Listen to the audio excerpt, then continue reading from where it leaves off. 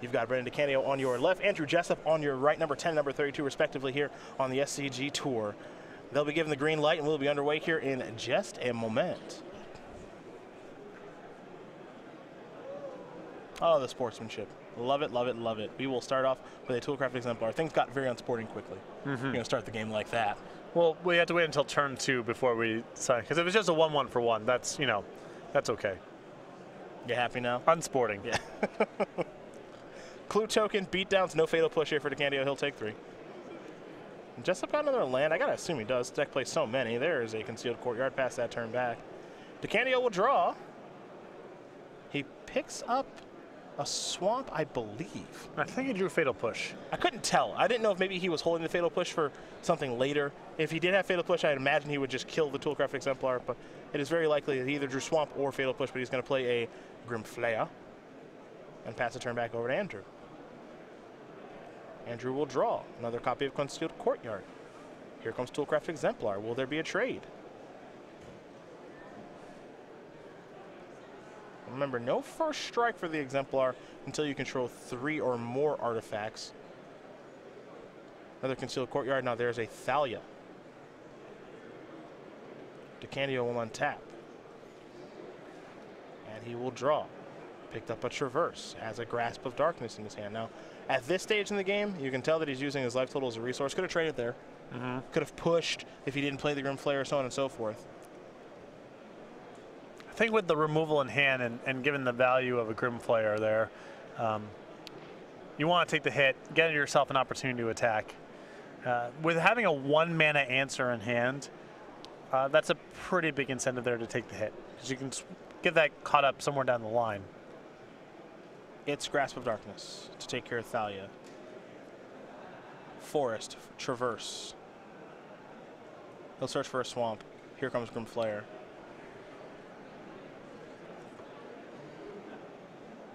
Two different types in the graveyard right now here for Brennan. He's halfway home to Delirium.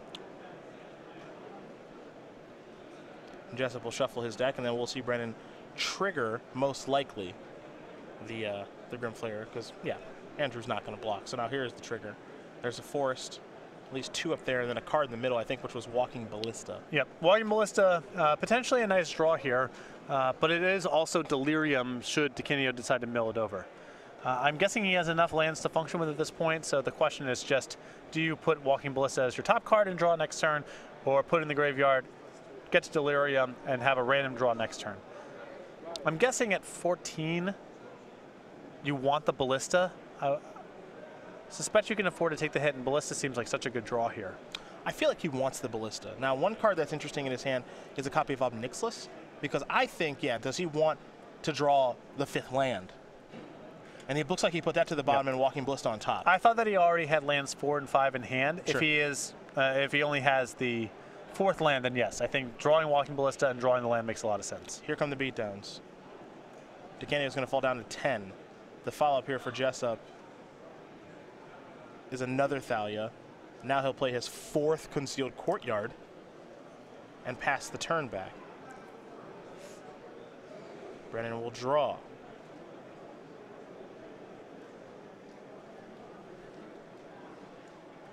Three different types in the graveyard right now. Just needs one more, does DeCandio.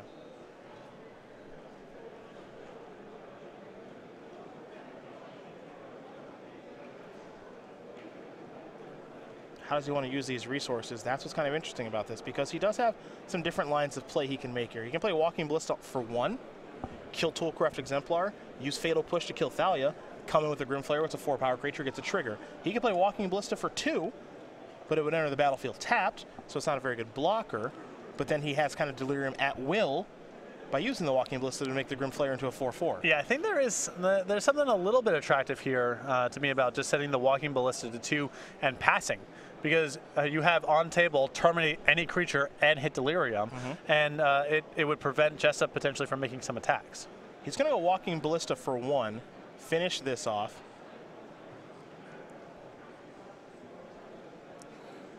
Now he'll push, and now he'll serve. And I think the incentive here to do this instead of, say, play Ballista for 2 and pass is that DeCandio's already committed to playing Obnixilis next turn and just wants the battlefield to be as clean as possible. If Jessup doesn't cooperate the next turn, doesn't make an attack that induces the Walking Ballista or allows a block with the Grim Flayer, then the battlefield is potentially a lot less clean for Obnixilis next turn. There could also be some heavy interest in just getting the hit with Grim Flayer, and he kept all 3 cards on top, so he likes what he sees there. Yeah, as we head over to Jessup. I believe it was another land and a Noxious Gearhulk among the cards. Well, there's a lot to like about that. And Jessup does have a copy of Cut to Ribbons.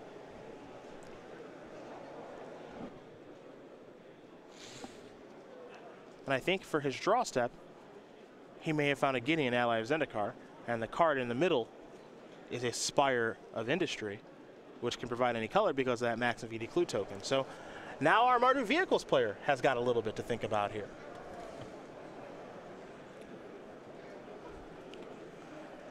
Well, the concern you have to have with Gideon here is you play Gideon, you would presumably make a 2/2 and pass. And are you going to be able to protect this Gideon from the Grim Flayer? Seems very hard to do. I mean, you aren't even presenting enough on the battlefield to be able to trade with the Grim Flayer at that point.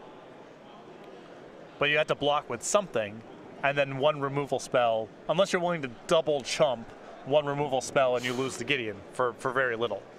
Well, here is Gideon.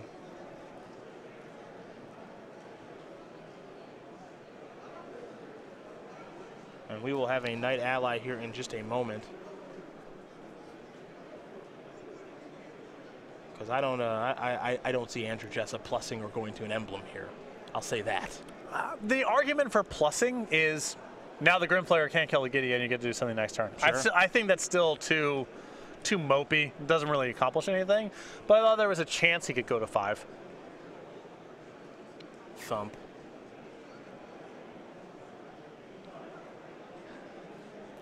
Oh, wow. DeCandio's hand is awesome. I mean, he set all 3 on top. He went set 2 on top, set 3 on top on his Grim Flayer hits. Well, the card that, and this is not the first time we've seen him have so much success with this card, hits to the slaughter. And there's no way for Jessup to block in a way where he doesn't get blown out by this. He gets absolutely ruined. He's going to lose everything. And now DeCandio will just pass the turn back. Fatal Push the draw.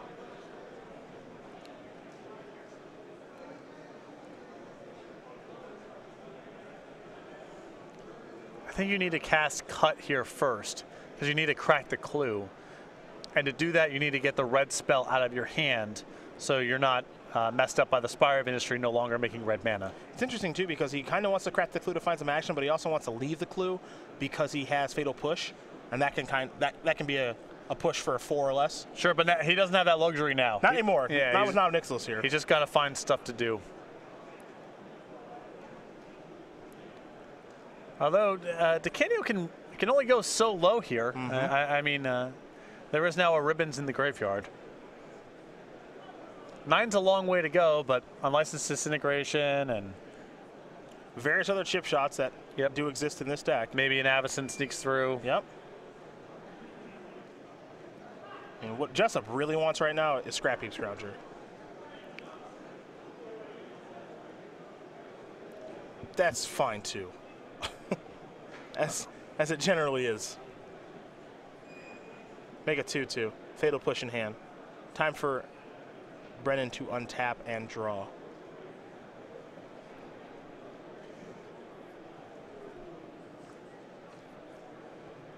Can he overcome Gideon? You see the Noxious Gearhulk in hand. But it looks like land number 6 is a Blooming Marsh. It's going to go down, kill that Knight ally. Manglehorn, Grim Flayer, 6th land, pass the turn back. And you are absolutely right about what he can and cannot do with this Obnixilis. Because I'm sure he would just like to keep sending the elevator up and draw as many cards as possible and bury him.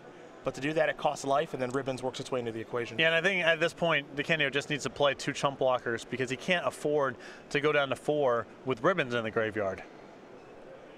No, not at all. If I'm Brennan, I want to be at 6 or more. Yep. Maybe 7 or more is the number I want, because we're gonna play some more. We're gonna play some more turns here. Yeah, there's a snap block. Yep.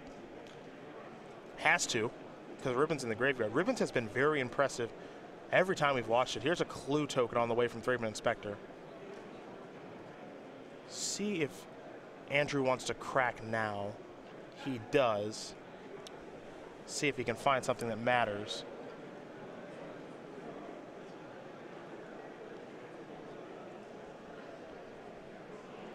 He's going to play a hub. That matters. Hub is nice. He can now. It's a red source of mana that's not predicated on controlling artifacts, and any land here has some value with Ribbons in the graveyard.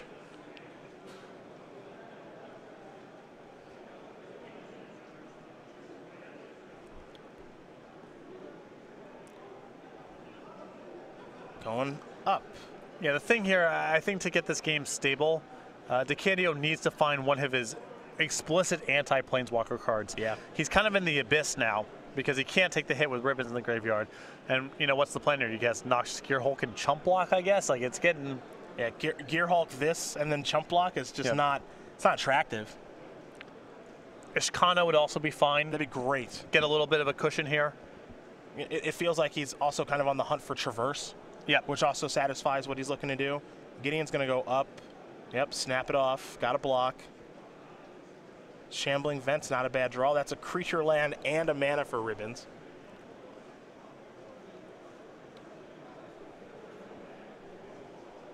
He's going to play and crack Vessel, Grimflayer, Forest, Tracker, Evolving Wilds.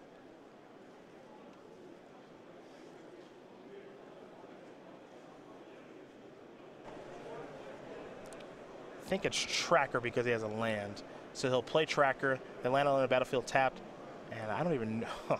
It's got Omnixless. I don't even know if he's supposed to use it. Yeah, he goes from 10 to 9, and assuming that he chump blocks, he goes from 9 to 7 from the vent, and then I think that leaves just a mana away from finishing off the game.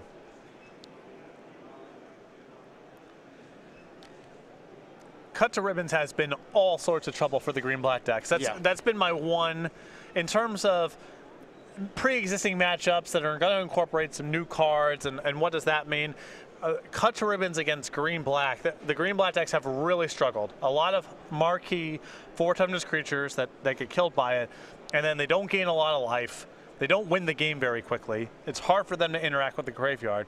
And I feel like we've seen this several times today, where the threat of Ribbons getting flashed back has caused all sorts of headaches for a black-green player. Yeah, both halves have been awesome. Yeah, they've been really good. There's another chump block. DeCandio's going to fall down to 7. Jessup will gain a little bit of life. His life total does not matter all that much right now. I think he'll play the Inspired Vantage. And now, 1, 2, 3, 4. Yeah, that's 1, 2, 3. It's lethal. He's got to answer the table and the graveyard. And Vessel Nascency ain't a great way to do it. So I guess the draw here is never to return. You get the Gideon, and then you get out of the graveyard. That's the best of the bunch. To the Slaughter's late.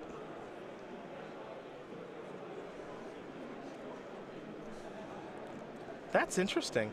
A different split card's the best card to draw right now. Yep. Yeah. That's wild. There's Vessel. He continues to play on, so there must be something he can find here that we're missing. Liliana ain't it.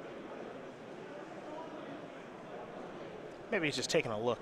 Yeah, I don't know if there's an out here, but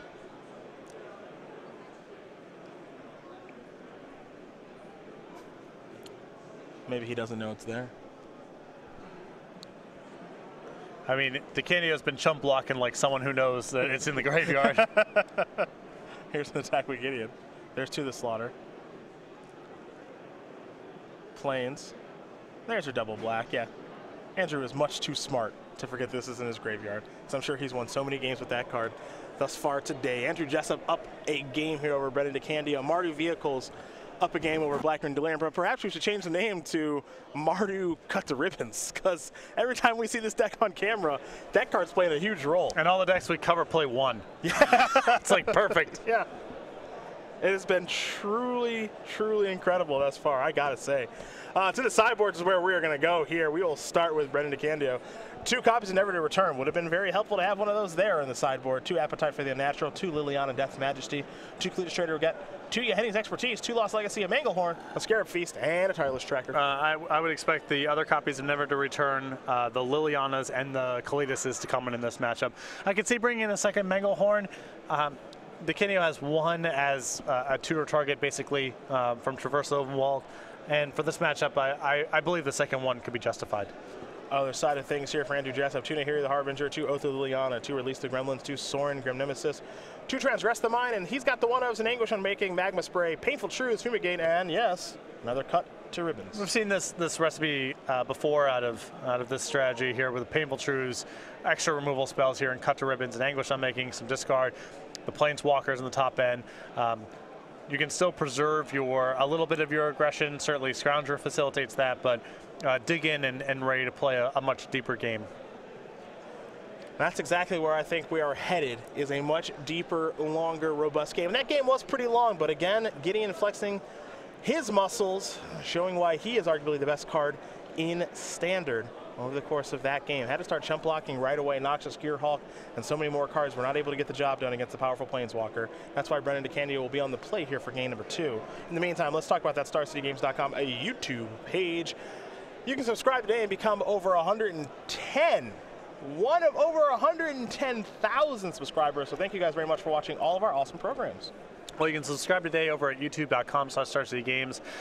A lot of content up on the page, archives of Split Second, Versus Series, Commander Versus, Magic Online playtesting, best of the SCG Tour, and much more. Again, you can subscribe today for free over at youtube.com/StarCityGames and get notified when new content is uploaded to the page. More awesome programs coming down the pipeline too. I know Mini Masters isn't on there, but that's something we've been doing that I know a lot of people have been enjoying. And we're going to have more cool content on the way here. Now, in the meantime, take a moment here to learn a little bit more about the very reserved Andrew Jessup, who I know we're going to talk to him about updating the player slide, saying that he can't beat Sudden Shock. I know that. Yeah. But he's not having trouble beating much else right now. Bullet Point had reality smashed by Sudden Shock. Perception of reality as he knew it forever altered by Sudden Shock. Lost game to having Quirion Ranger? No, Heritage Druid. No, Fire blasted on turn 2. Yeah. Lost. He got it from every angle. Only game I've lost in 3 months is that one. Because I don't think he's done much losing since then. I think he might be our 9-0 on top of things. Well, he lost the other game we played in the Likely match. story. Likely story. I think he's won an online PTQ, so he's going to be playing in Nashville. He top 8'd our last Legacy Open. He is going to be probably in top 8 contention of this one. Might be our 9-0 as he's currently up a game in what I feel is a pretty good matchup for him. And he's just a really, really good Magic player right now. He's working his way, into his prime of his Magic career. And it just, the thing about him as I watch him play, unfazed by like everything. Yeah. There's no like tilt or anything at any point. It's just him just playing his game. Never gets too high after a win, never gets too low after a loss, just plays his game. Yep. There's a professionalism and maturity about his demeanor that I think other 21-year-olds would be well served to notice and apply to perhaps this or other elements of their life. DeCandio, I think, is going to be taking a look at 6 cards here in just a moment. Makes you wonder what the foil to this deck is going to be, this Mardu Vehicles deck. To me, as we're starting off this standard format, obviously this is release week with Amonkhet. Mardu Vehicles, obviously a great deck that's been brought over from the previous standard format. That's level 1. Where is the level 2 deck? Where is the level 3 deck? What's the deck that's the foil to this deck? Because this is the easy deck to sleeve up at the Pro Tour. You've got good cards. You got Heart of Kieran, Toolcraft Exemplar, and License Disintegration, Gideon. What's the hard deck to play? What's the deck that beats this deck, assuming there is one? Well, I think the reactive cards in the new set are quite good. And I think there is a recipe there. And with a couple weeks of tuning, I think we're going to see more Torrential Gearhulks at the Pro Tour than we've seen thus far. Because it's important to remember that last Pro Tour that we had were the top 6 decks from Mardu Vehicles. Yep. Which is crazy to think about. 2 other decks in there, but top 6 decks, 1 through 6, all Mardu vehicles. And players that I don't even put on decks like that, like Paulo Vitor Damarosa was playing Mardu vehicles. So we know it's good. Got to figure out if somebody can beat this thing. Thraben Inspector is where Jessup will start. For DeCandio, he started things off with a Blooming Marsh and a Vessel of Nascency. A Swamp and Vessel will be cracked here soon enough, I'm sure. In for 1 comes Jessup.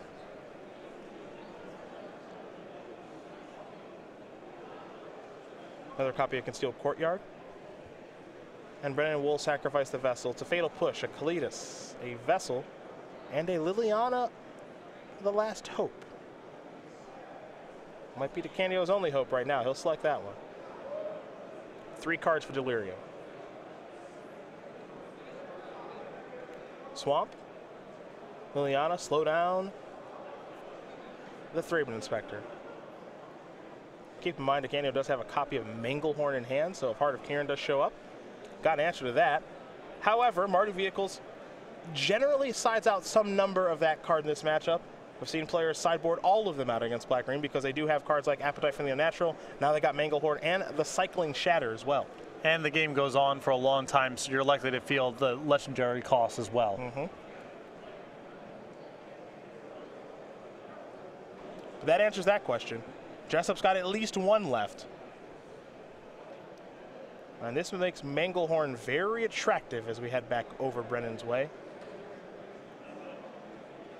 I think we might see Brennan traverse for a land. Traverse showing its versatility. He'll get a Swamp. I believe this is also going to turn on Delirium for him. He's got Enchantment, Instant, Creature, and now Sorcery.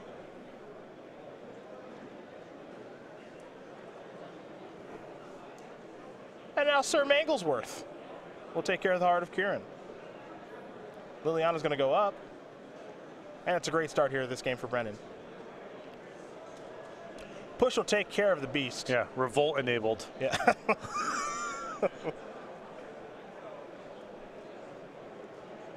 And now is the time for Gideon. Ah, yes, you've been put to the test. Does DeCandio have a clean answer to Standard's best card? Land number 5 gets into Ishkana. I think that hand now is a Grasp, a Gear Hulk, an Ishkana, and a Push. Yep. What it is bad against Gideon. He really needed that 5th land. Still does. Now the question is, all right, what am I going to do with Liliana? I can minus this, get back Kalitas, play that pass. There are worse turns. 1 is a Swamp, 2 is, ugh, boy. Stings. And there's no guarantee this thing lives, especially with how Andrew 75 is built. Cut kills it. Another reason that card's awesome. Obviously, Unlicensed Disintegration kills it. He's already reaching for mana.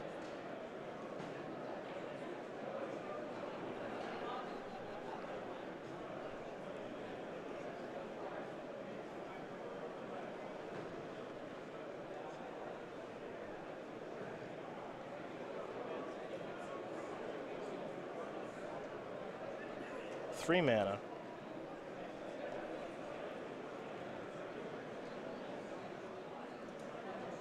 Painful Truths. He's only going to be doing it for 2. Because right now, the hub is his only source of red. Plains. Use the red. I think it's going to be a cut. It's a nice looking turn. Yeah. Yeah, it is. Beatdowns. Liliana down. And Jessup very far ahead. And oh, by the way, Ribbons in the graveyard. DeCandio, all right. That was big. That's land 5 for Ishkana. Needed it. Had to have it. It's a starting point. It's a degree of stabilization. 3 spiders. I'm sure he'd like that 4th spider he was handed. Don't get that one. Fatal Push. Another copy of Gideon right now in Andrew Jessup's hand. A couple of cards he's shuffling through. Remember, he did just resolve a Painful Truths. Gideon going up. Well, this will probably kick a spider out.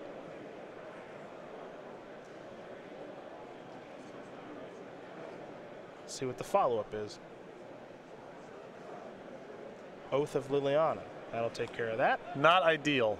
Well, Oath is interesting in this matchup because it's so much about card advantage that you'll take your 2/2 zombie.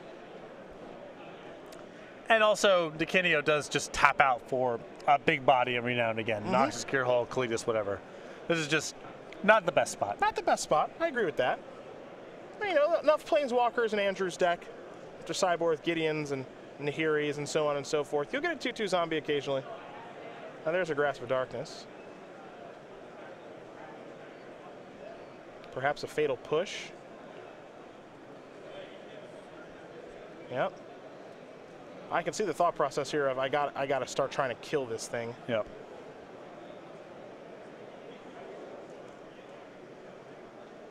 And if Jessup needs to pivot and start making some tokens to protect the Gideon, that's also fine. Push will take care of Grimflayer.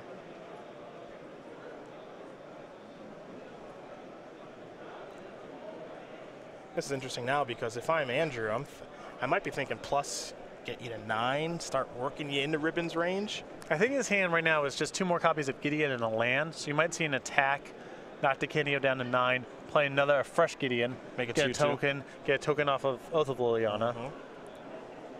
Then you gum up the works, and then maybe you get to the point where Ribbons finishes out the game.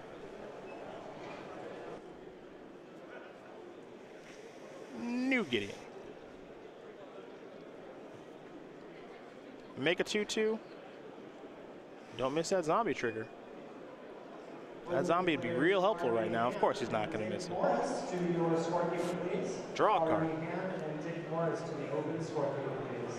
All right, well, DeCandio has land 6 for Noxious Gearhulk #1, and he's got to start moving this direction. Figure out if he wants to kill zombie or Knight Ally. Anything going to matter? That's what he's thinking right now. It potentially matters if Jessup has the new Liliana and can get to the ultimate.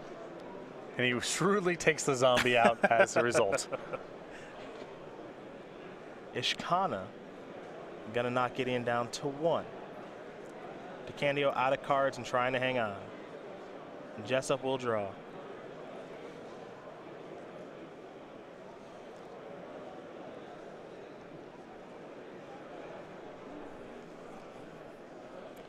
A Gideon and a mystery card here for Andrew. I think he may have picked up a copy of Ether Hub, but that's what he's working with right now.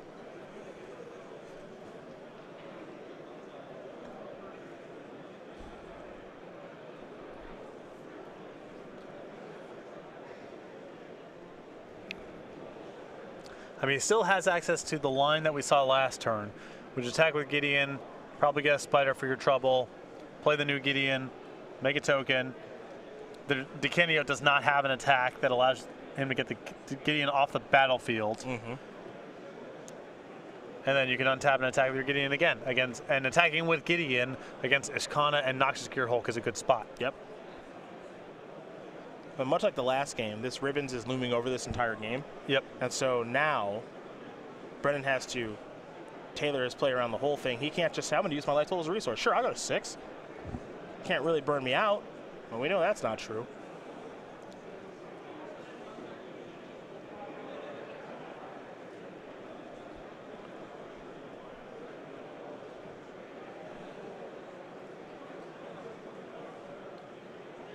Other Gideon? Okay. So that's another Knight Ally, another zombie. Playing the cycling land. Yeah, I think the logic here is a land is probably better than a random draw at this point because of Ribbons. He has some draws that are great, but he also has a bunch of creatures that don't really matter very much. And so I think a land is better on the balance. Now, if you're Brennan, how do you want to attack this turn?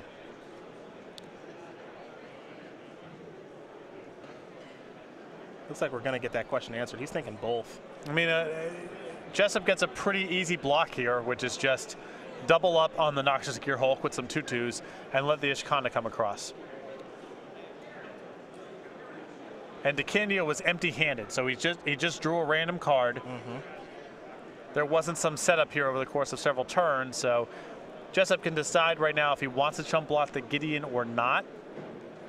but I would have to imagine we're going to see, sorry, if he wants to chump block the Ishkana or not, but I would have to imagine we're going to see a double block on the Noxious Gearhulk. Remember, Jessup is empty-handed right now as well.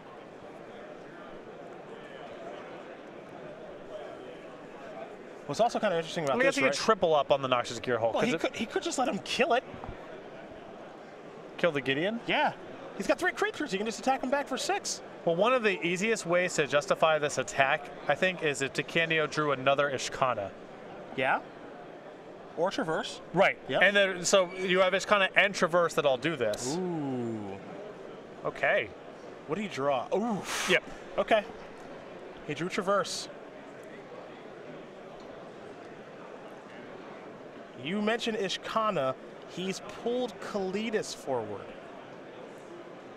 But I think this is safer. Yeah, Ishkana, sorry, getting Kalidas is so dangerous. If he rips a removal spell for it, you're just out of it. You're basically done. Yeah.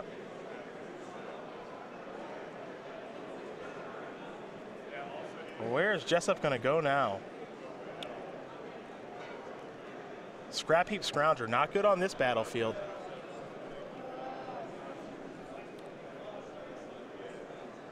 No, it's not the. It is not the worst, because if Noxious Gearhulk wants to attack, you have a double block.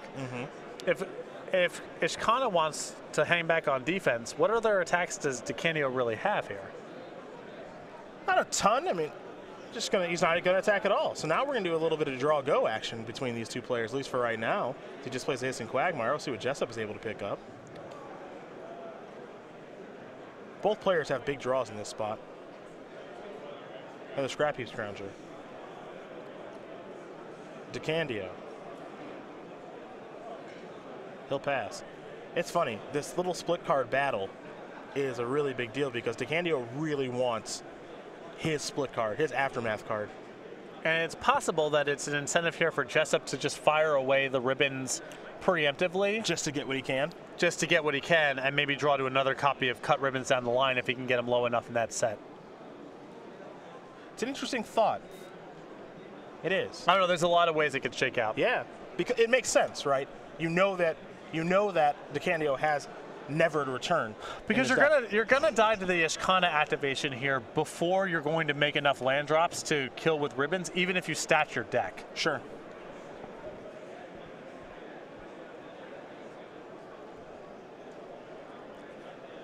Push in hand here for Jessup.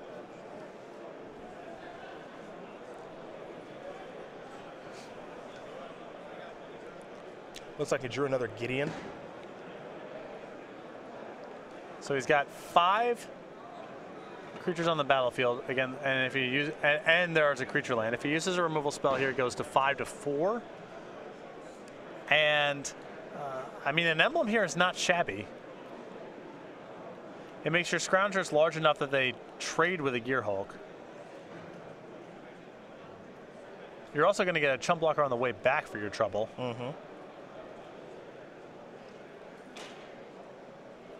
We're going to see 2 of the Slaughter here in just a moment. It's not going to be that great. He's going to sacrifice a Scrounger. Just wants to make sure he's got plenty of ammo. So yeah, Gideon and Scrounger down, which means this just kills a Gideon. DeCandio will draw. Okay. It's a big one. All right. Finally has it. Never to return. So he's going to kill something. Doesn't really matter. Doesn't matter. More importantly, get that stupid Cut Ribbons out of here. Tired of that thing. There we go. Yep. Now DeCandio is solidly ahead.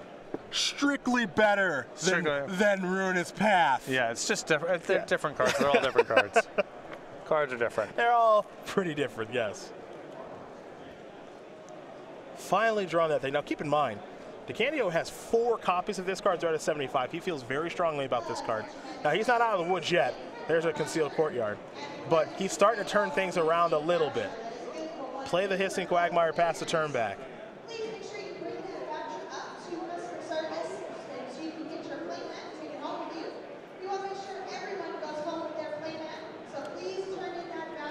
Heart of Karen. See, that's the. I think maybe Jessup last turn was supposed to fire off the Cut Ribbons. I know that it looks bad because of, you know, DeCandio just drew the perfect answer for it. But I think it would have got him into a range where unlicensed disintegration was lethal. And there's no way this game is playing out in such a way where you just make your land drops over and over to kill him in 1 shot. Yeah. It's a lot to ask. Cycling the land. Look, that's Canyon Slough.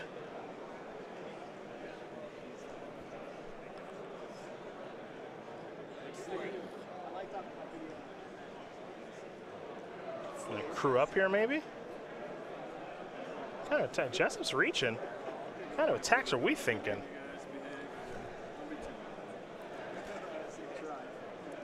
Remember, Hissing Quagmires are down too, so.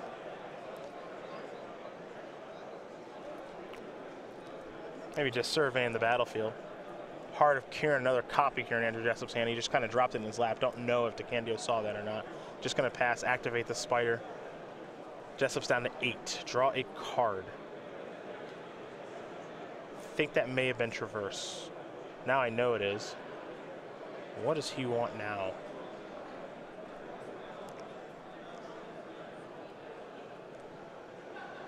It's not bad. Yeah, Ballista. It's a lot of cover on the battlefield, and I think sets him up just to burn out next turn. Yep, because he can play this for 4. So that puts Jessup as at a virtual 4. He can start adding more counters to the Ballista. So this is a... Still has the Ishkana to activate. Yeah, it's a pretty good insurance policy. Here is Ballista. 4/4. Pass. This is a heck of a game. Yeah, DeCandio mulligan, missed land drops. Jessup was on the play and had Gideon on time. Yeah. And now we've gotten here.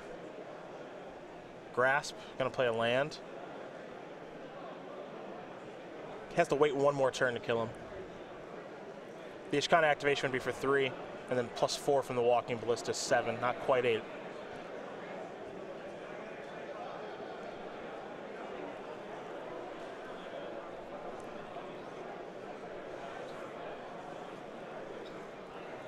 Is it time for the Hail Mary? Well, you're not getting another turn, so. Yeah. Very true. If you're going to go through the motions, you might as well do it now. Clock becoming a factor, that's for sure.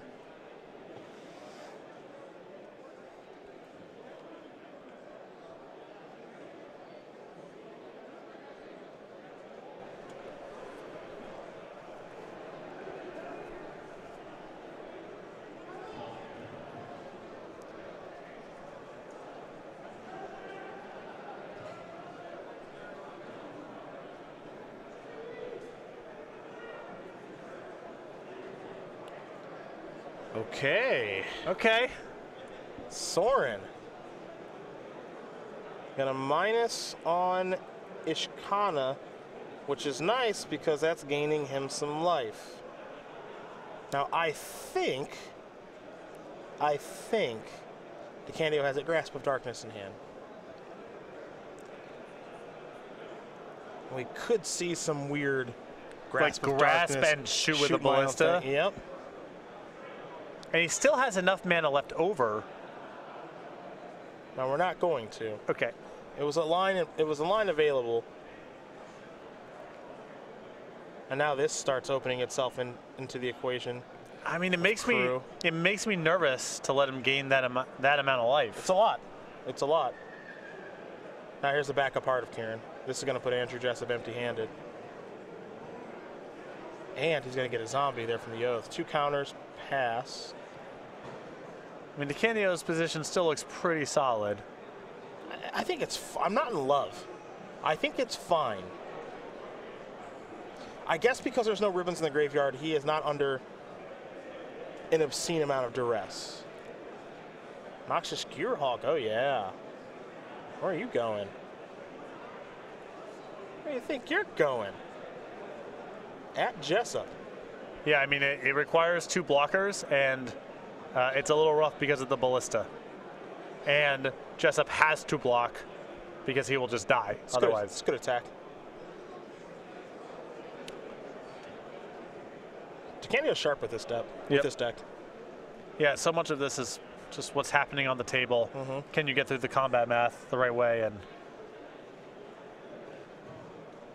So Jessup basically has two options here. One is just double chump block, put two in front with the intent of the ballista shooting down one, or put everything he possibly can in front and saying, do whatever it is you're going to do, and try to get the gear hulk off the table.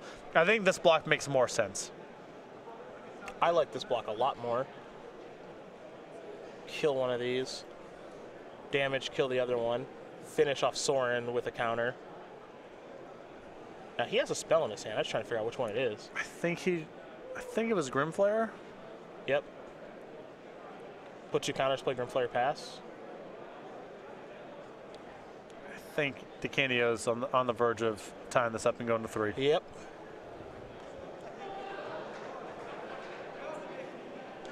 Time to crew.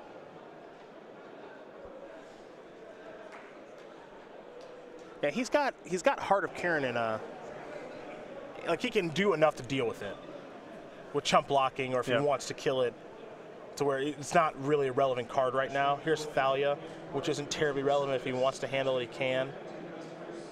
He's going to finish off Heart of Karen now with the Walking Ballista. Walking Ballista just gets to be this walking machine gun now because he's got so much mana. And now DeCandio can just move into combat, attack with the Noxious Gear Hulk. If Jessup doesn't block, he risks just getting killed over at turn 2. If he double blocks, DeCandio can spend his mana getting rid of one of the blocker.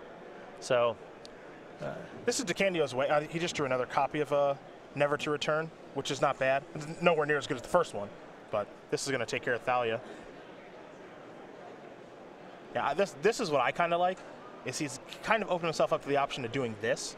Because now I think if you're Brennan, you just want to clear out the battlefield so that you can start attacking with whatever you want. Mm-hmm. So you're kind of, just whittling things away. And if memory serves, Jessup is through all 4 Gideons this game. At least 3. Yeah, we know he's through 3 of them.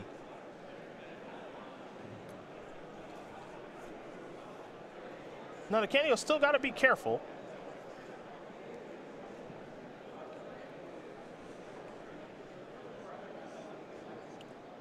Three-man Inspector, sack the clue right away, draw a card.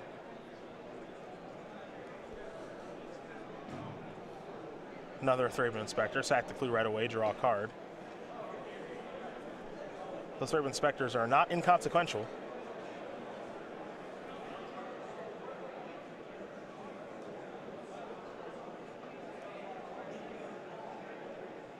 Four mana, Nahiri.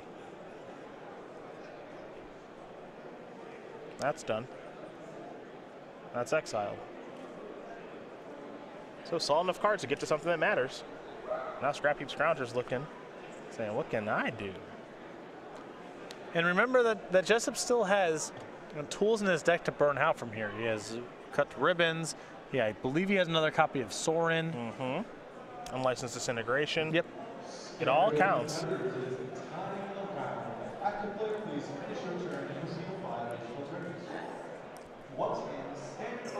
He'll take his zombie from his Nahiri, so long as he didn't forget the trigger. And he didn't. Now he'll just pass.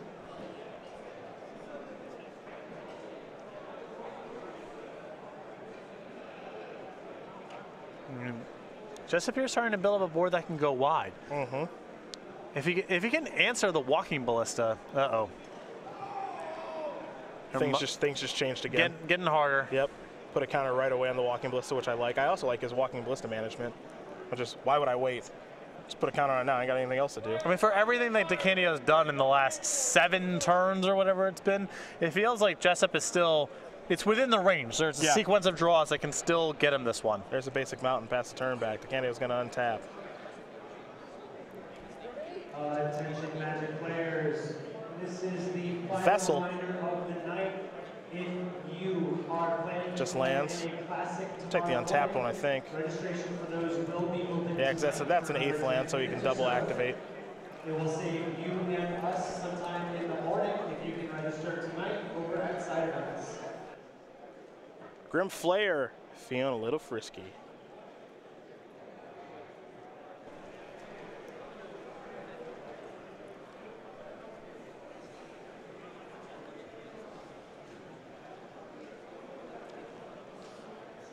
That's going to be exiled, which means that Brennan's going to get a zombie. He'll also get to take a look with Grim Flayer hitting. Looks like Jessup has fallen down to 6. Almost in burnouts.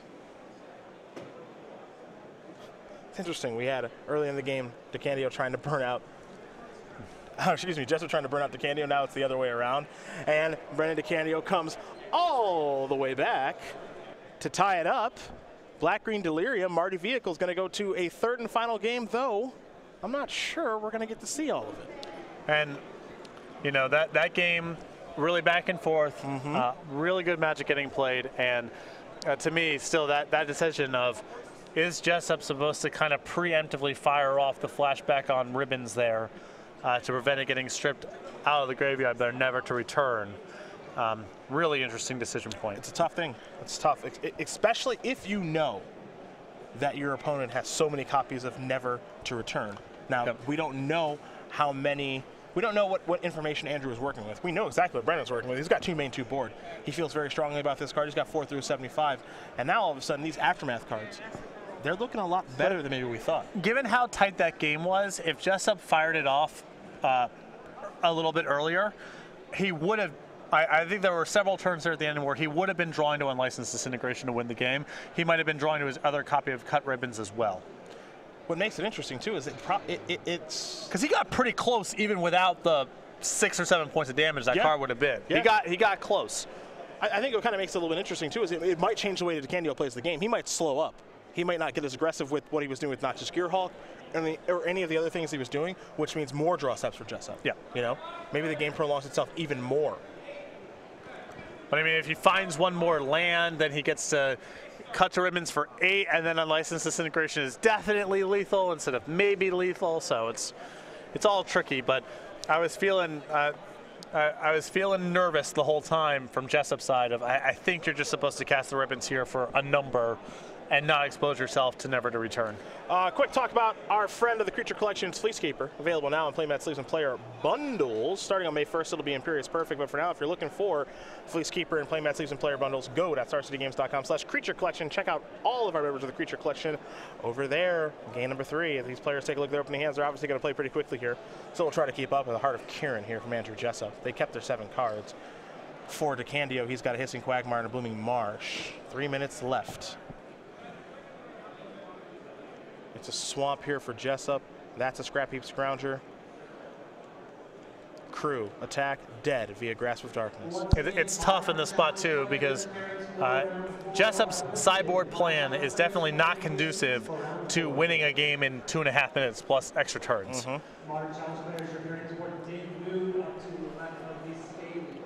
Blooming Marsh. Now, when you are in a time crunch like this, the decisions are a lot more interesting because here's a Walking Ballista just for 1. There is a chance in a normal game that we might just see Brennan say, you know what, okay, I'm going to cast Never on your Scrap Heap Scrounger with the intentions of returning it, but now I might want to save this for the Gideon that could cheese me out in this 2-minute game. There's Oath. Shoot you for 1. DeCandio will draw. And I like casting Oath there because DeCandio has token generation. When you are guaranteed to get a card, just do it. Yep. You're just trying to exchange back and forth. And also getting the Oath on the table as soon as possible means your Planeswalkers are also more impactful. Traverse twice. Searches for a land, and now he's got Delirium. So there's Ishkana. In for 3. The follow-up is another Scrap Heap Scrounger. DeCandio's going to untap and draw here. Picked up a 2 the Slaughter. Here's Ishkana, a bunch of spiders. Pass the turn back. Unlicensed Disintegration is going to take care of that. Now here's an attack. We'll see a triple block, which means DeCandio will lose a spider. Pass the turn back. Brennan will draw. Tireless Tracker is what he'll play. Now he'll play a land, he'll get a clue. You see the accelerated pace, they're trying to finish. The plays might be suboptimal because they are trying to finish. But if Jessup doesn't make his land drops here, he really can't get his gloves up. Yep. He's only got the Scrounger, and that's offense only. Michael Winger, your modern match. Cut. We'll take care of tracker. DeCandio will draw a card. Michael Winger to table 3-6. He's untapping. He's drawing. Another copy of Tireless Tracker. There is a tracker. Here's a clue. 6-1 from the game.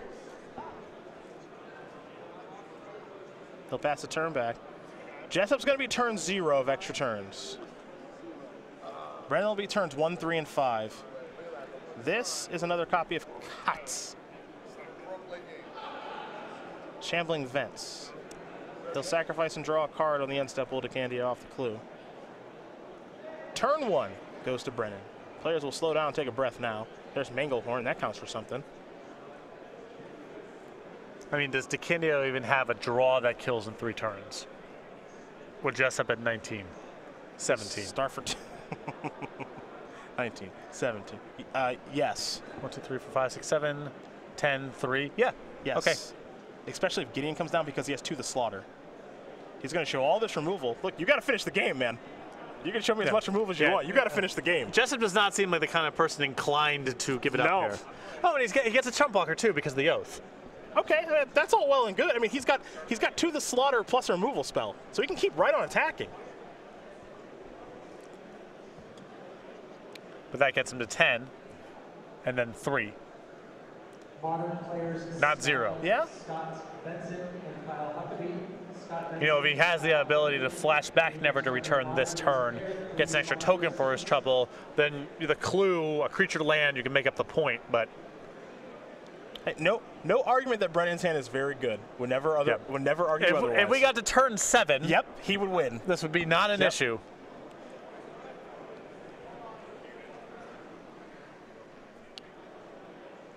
And do you think Andrew Jessup gives a damn about DeCandio's hand in this spot? No. You got 2 turns. Yeah. Whatever it is you're going to do it. 3, 4, 5, 6, 7. You're at 10. I think Jessup has a Nahiri in hand, and if you get rid of the Tireless Tracker, you're covered. He just drew a Gideon. There is Nahiri. You can get rid of the tracker, also make a zombie. Yep.